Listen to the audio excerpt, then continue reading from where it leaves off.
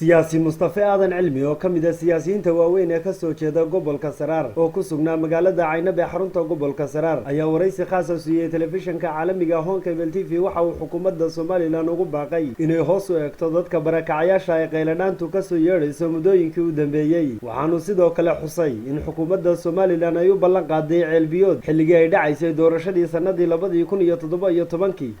halkan waan waraysigan siinaya Hon Cable TV oo wuxuu ku wajahan yahay waraysigeygani biyalaanta iyo baahida ka taagan barakacayaasha gobolka Saraar dawladdu ballan qaadayso ballanqaadkeedana waxba ka fulayn sugaysaa Caynabi uma baahna gidaaro loo qurxiyo iyo nidaamyo kale waxay u baahan tahay rubada runtaayna waxa weeyaan biyo hesho inay wax barasho sare hesho labadaas baa muhiimadda ugu weyn ee baahida ay taalo gobolka ay tahay madaxweyne arrinka barakacayaashana waxa weeyaan in hoos loo eego madaxweynena waxaan leeyahay madaxweyne ballanqaadkaagu hormoobo ballanqaadkaagii aad u ballan qaaday gobolka Saraar ha rumoobo dhaambiyood biyo lagu xiraa waxba uma tarayaan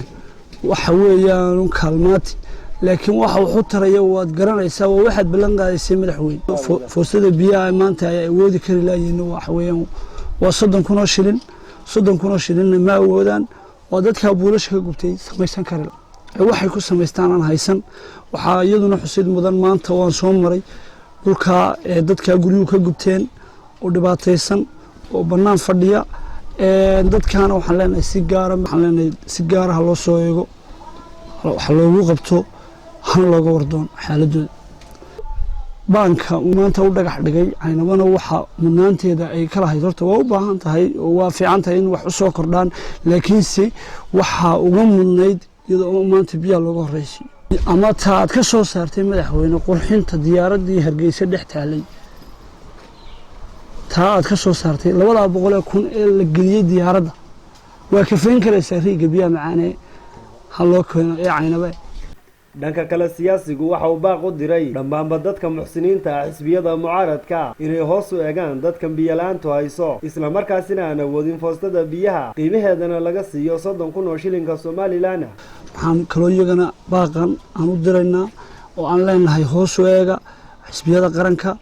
ee iyaguna uga baahan beritoolo ummadan inay cod ka helaan oo ay bulshada wax ku soo celiyaan oo ay kaga faa'iideeyaan xilligan ay ku jirtay dhibaatada biyalaantu haysato waxa kaloo iyaguna inta dheer muxsiniinta kale ee iyaguna la baxaya sadaqaadka jaariga ee dadka la waraabinayo in la soo waraabiyo dadka